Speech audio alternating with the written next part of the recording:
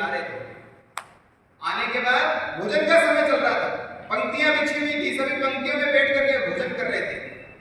महात्मा गांधी जी ने पूछा, अरे केशव, तुमने तो कहा था कि भाई तुम बताओगे, तुमने बताया नहीं। तो डॉक्टर साहब कहते हैं कि भाई बापू आप खुद खड़े होकर पूछ लीजिए। तो बापू खड़े होते हैं, पूछते हैं कि इन जो यहाँ सभी स्वयंसेवक बैठे हैं इनमें से उच्च वर्ग के कौन है, हाथ खड़ा करो। किसी ने हाथ खड़ा नहीं किया। निम्न वर्ग के कौन है, हाथ खड़ा करो। किसी ने हाथ खड़ा नहीं किया। तो डॉक्टर साहब ने समझाया, बापू हमारे उच्च निम्न वर्ग कोई नहीं है। हाँ, अगर कोई जातियों का नाम लेंगे तो फिर आपको पता चल सकता है।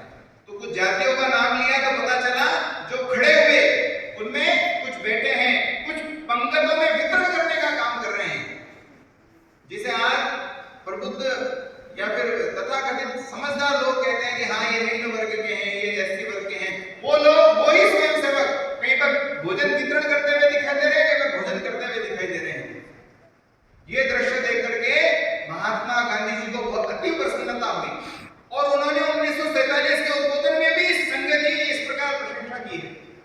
और स्वयं डॉक्टर भीमराव अंबेडकर जी इस प्रकार के शिविर में आकर के उन्होंने भी ये दृश्य देखा है।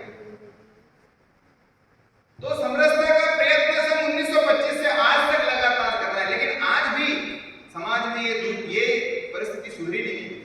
आज भी संघ के स्वयंसेवकों को मिलकर के संयुक्त प्रयास करना पड़ेगा, तब जाकर के समरसता आएगी और भारत पुनः एक बनेगा। षड्यंत्र कई प्रकार के चल रहे हैं, उन षड्यंत्रों में एक षड्यंत्र ये भी है, जातियों में कैसे बांटा जाए। आज हमारे ही कुछ वर्ग जो हिंदू परंपराओं से निकले लेकिन अपने आप को अलग मानने लग गए, चाहे वो सिख होंगे और अन्य कई प्रकार की व्यवस्थाएं होगी, लेकिन हमें अलग